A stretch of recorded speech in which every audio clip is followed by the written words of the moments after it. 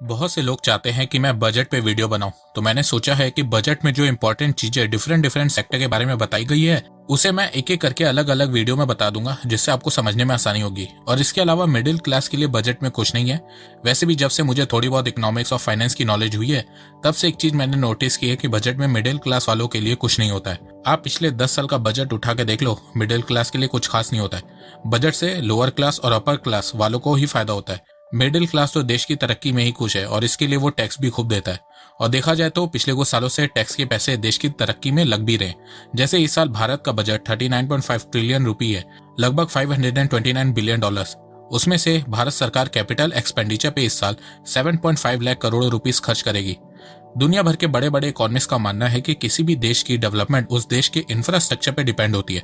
Infrastructure पे invest करने से देश को सिर्फ अच्छी रोड्स, हाईवे, ब्रिजेस नहीं मिलते हैं, देश की इकोनॉमिक डेवलपमेंट भी खूब होती है। जिस देश का इंफ्रास्ट्रक्चर स्ट्रांग होता है, उस देश का मैन्युफैक्चरिंग सेक्टर ग्रो करने लगता है। ट्रांसपोर्टेशन कॉस्ट कम होती है, लॉजिस्टिक कॉस्ट कम होती है, कनेक्टिविटी अच्छी और सस्ती होती है। इन सब चीजों को देख के दूसरे देशों की कंपनीज उस देश में इन्वेस्ट करती है, जिससे नौकरियां पैदा होती हैं, बहुत से प्रोडक्ट की प्राइस कम होती है, देश की छोटी छोटी कंपनीज को फायदा होता है, बहुत सारी और अदर एम्प्लॉयमेंट जनरेट होती है, बैकवर्ड एरियाज डेवलप होने लगते हैं और इससे ओवरऑल देश की इकोनॉमी ग्रो होने लगती है। इसीलिए कहा जाता है कि अर्थव्यवस्था की रीढ़ की हड्डी इंफ्रास्ट्रक्चर होती है। अभी कुछ समय पहले जब अमेरिका और चाइना के बीच ट्रेड वॉर चल रही थी, तो उस समय बहुत सी कंपनीज चाइना से अपना मैन्युफैक्चरिंग प्लांट दूसरे देशों में शिफ्ट कर रही थी। ज्यादातर कंपनीज ताइवान, वियतनाम जैसे देश चली गई, कुछ कंपनीज ही भारत आई। तो इसकी वजह ढूंढी गई तो पता चला कि ताइवान, वियतनाम जैसे देशों में इंफ्रास्ट्रक्चर और कनेक्टिविटी दोनों बहुत अच्छी और सस्ती है, और वहीं भारत में लॉजिस्टिक कॉस्ट बहुत महंगी है। भारत में वियतनाम, ताइवान जैसे देशों के मुकाबले इंफ्रास्ट्रक्चर उतना अच्छा नहीं है।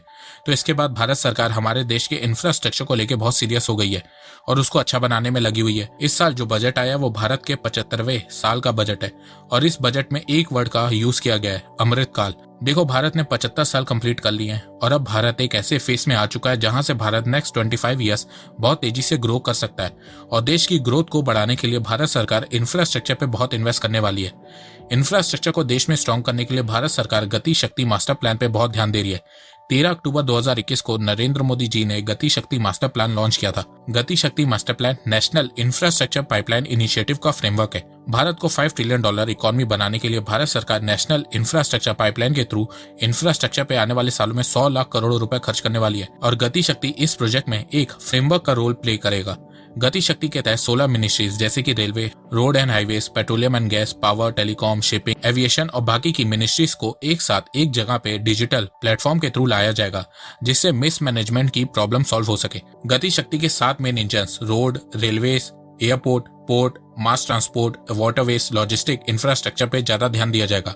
रोड इंफ्रास्ट्रक्चर को बेहतर बनाने के लिए इस साल भारत सरकार 25,000 किलोमीटर हाईवे बनाएगी और इसके लिए 20,000 करोड़ रुपए खर्च किए जाएंगे। पिछले 7 सालों में बीजेपी सरकार ने बहुत तेजी से देश में नेशनल हाईवे बनाया है।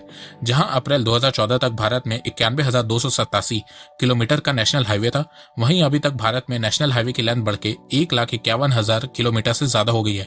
पिछले 8 सालों में नेशनल हाईवे के कंस्ट्रक्शन में 50% की ग्रोथ हुई है। पेंडेमिक के समय में भी भारत में रिकॉर्ड नेशनल हाईवे की कंस्ट्रक्शन हुई है।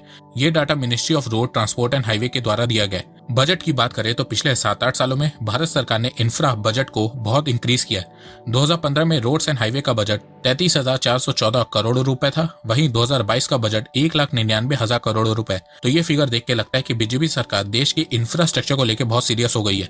इसके अलावा देश में 4 जगह पे भारत सरकार PPP, public private partnership model के through multi modal logistic park बनाएगी, जिससे देश में लॉजिस्टिक कॉस्ट कम हो सके और भारत का एक्सपोर्ट बढ़ सके। भारत और चाइना दोनों देशों में प्रोडक्ट मैन्युफैक्चरिंग की कॉस्ट एक जैसी ही है, पर लॉजिस्टिक कॉस्ट में चाइना भारत से बहुत आगे। चाइना की लॉजिस्टिक कॉस्ट 4 से 6% है और वहीं भारत की 13 से 14%। तो लॉजिस्टिक कॉस्ट को देश में कम करने के लिए भारत सरकार मल्टी मॉडल लॉजिस्टिक पार्क बनाएगी। दोस्तों, ये तो मैं आपको भारत के अभी के इंफ्रास्ट्रक्चर के बारे में बता रहा हूँ, पर अगर आपको भारत की एंशिएंट और अर्ली मिडिवल हिस्ट्री के बारे में जानना है और उस समय के इंफ्रास्ट्रक्चर के बारे में जानना है जो आपको स्कूल कॉलेज में भी नहीं बताया गया, तो अब आप कुकू एफएम ऐप की मदद से भारत की एंशिएंट हिस्ट्री के बारे में जान सकते हैं। कुकू एफएम भारत का लीडिंग ऑडियो बुक प्लेटफॉर्म है, जिसमें 1000 से ज्यादा ऑडियो बुक्स है। सबसे अच्छी बात यह है कि ये मेड इन इंडिया ऐप है और इसकी रेटिंग 4.5 स्टार्स है। अगर आपके पास पढ़ने का टाइम नहीं रहता है या आपको पढ़ना बोरिंग लगता है, तो अब आप कुकू एफएम ऐप की मदद से कभी भी और कहीं पे भी भारत की हिस्ट्री के बारे में सुन सकते हैं। इसके अलावा कुकू एफएम ऐप में आपको हजारों varieties of knowledgeable audio books भी मिलेंगी, फिजिकल बुक से 100 टाइम कम प्राइस में। कुकू FM ऐप का ईयरली सब्सक्रिप्शन 399 रुपए का है। अगर आप मेरे थ्रू इस ऐप में रजिस्टर करेंगे और कूपन कोड CPH50 का यूज करेंगे तो फर्स्ट 250 यूजर्स को 50% का डिस्काउंट मिलेगा। मतलब आपको साल भर के लिए 399 रुपए के बजाय सिर्फ 199 रुपए देने होंगे, जो 1 रुपए पर डे से भी कम है। तो इंतजार किस बात का है? लिंक डिस्क्रिप्शन में दी गई है। कुकू FM ऐप को डाउनलोड करिए और अपनी नॉलेज को बढ़ाइए। रेलवेज की बात करें तो वन स्टेशन वन प्रोडक्ट का कॉन्सेप्ट लाया गया है। इस कॉन्सेप्ट का मतलब यह है कि देश के हर स्टेशन पे उस जगह का कोई ना कोई यूनिक प्रोडक्ट होगा, तो उस प्रोडक्ट को प्रमोट किया जाएगा जिससे वहां के लोकल बिजनेस को फायदा हो सके और सप्लाई चेन भी स्ट्रांग हो सके। कवच इनिशिएटिव के थ्रू 2000 किलोमीटर रेल नेटवर्क को वर्ल्ड क्लास टेक्नोलॉजी और कैपेसिटी ऑग्यूमेंटेशन के साथ जोड़ा जाएगा। अगले 3 सालों में 400 न्यू जनरेशन वंदे भारत ट्रेन लाई जाएगी। करंटली इस समय भारत में सिर्फ 2 वंदे भारत ट्रेन चलती है, दिल्ली टू वाराणसी और Delhi to Katra. Actually Covid के कारण वंदे भारत ट्रेन का अपडेटेड मॉडल लॉन्च नहीं किया गया, पर इस साल आपको देश में बहुत सारी वंदे भारत ट्रेन डिफरेंट रूट में लॉन्च होती हुई दिखेंगी। लॉजिस्टिक ट्रांसपोर्टेशन को इंप्रूव करने के लिए अगले 3 सालों में 100 कार्गो टर्मिनल बेस बनाए जाएंगे। रेलवे को इस साल भारत सरकार ने 1,40,000 करोड़ रुपए दिए हैं, जो रेलवे का अब तक का सबसे बड़ा बजट है। आप लोगों ने भारतमाला सागरमाला प्रोजेक्ट के बारे में सुना ही होगा। इसी तरह भारत सरकार ने इस बजट में पर्वतमाला इनिशिएटिव को इंट्रोड्यूस किया है। पर्वतमाला के थ्रू भारत सरकार PPP मॉडल के थ्रू 60 किलोमीटर के 8 रोपवे प्रोजेक्ट बनाएगी। ज्यादातर आपको ये हिल स्टेशन में बनते हुए दिखेंगे। इससे उस एरिया का टूरिज्म बढ़ेगा। ये सब देखने के बाद भी अभी भी कुछ लोग सोच रहे होंगे कि भारत सरकार इंफ्रास्ट्रक्चर पे इतना क्यों इन्वेस्ट कर रही है। तो ये बात मैं आपको एक एग्जांपल के थ्रू समझाता हूँ। बहुत से लोग आज तक ये समझ नहीं पा रहे हैं कि चाइना भारत से आगे कैसे निकल गया, क्योंकि 1990 तक दोनों देशों की अर्थव्यवस्था लगभग एक बराबर थी। फिर उसके बाद चाइना ने ऐसा क्या किया कि वो बीते 30 सालों में भारत से आगे निकल गया। तो इसका सिंपल सा जवाब है इंफ्रास्ट्रक्चर। चाइना ने बीते 30 सालों में इंफ्रास्ट्रक्चर में खूब इन्वेस्ट किया है, जिसके चलते आज वो एक इकोनॉमिक सुपर पावर है। आप इस फिगर में देख सकते हैं कि 1992 से 2011 तक चाइना ने ऑन एन एवरेज हर साल अपनी GDP का 8.5% इंफ्रास्ट्रक्चर में इन्वेस्ट किया है। वहीं भारत ने सिर्फ 4.7%। इंफ्रास्ट्रक्चर में इन्वेस्ट करने से चाइना में ट्रांसपोर्ट कनेक्टिविटी स्ट्रांग हो गई। उससे चाइना में नए बिजनेस खुलने लगे और धीरे धीरे चाइना मैन्युफैक्चरिंग जायंट बन गया। वहीं भारत ने शुरुआत में इंफ्रास्ट्रक्चर में ज्यादा इन्वेस्ट नहीं किया, जिसके चलते भारत पीछे रह गया। इकोनॉमिक सर्वे के मुताबिक अगर भारत को $5 ट्रिलियन की इकोनॉमी बनना है तो उसके लिए उसे इंफ्रास्ट्रक्चर पे $1.4 ट्रिलियन खर्च करना होगा। इसी सर्वे के मुताबिक अगर भारत को 2032 तक $10 ट्रिलियन की इकोनॉमी बनना है तो भारत को हर साल अपनी GDP का 7 से 8% इंफ्रास्ट्रक्चर पे स्पेंड करना होगा।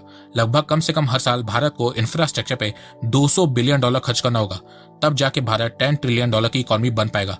अब आप सोच रहे होंगे कि इंफ्रास्ट्रक्चर में इन्वेस्ट करने से इकोनॉमी कैसे बढ़ेगी।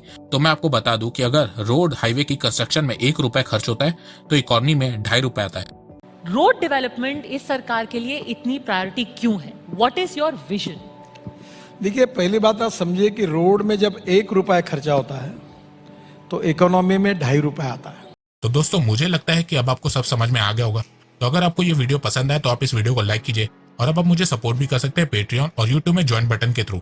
एक बात मैं कहना चाहता हूँ, आप जितनी मेरी वीडियोस को शेयर करेंगे उतनी ही रीच मेरी बढ़ेगी और उतने ही लोग मेरे से जुड़ेंगे। तो वीडियो को शेयर करना, चैनल को सब्सक्राइब करना बिल्कुल भी मत भूलिएगा। मैं ऐसे ही एजुकेशनल वीडियोस लाता रहूंगा आप लोगों के लिए। तो अभी तक के लिए बस इतना ही। धन्यवाद। जय हिंद, जय भारत।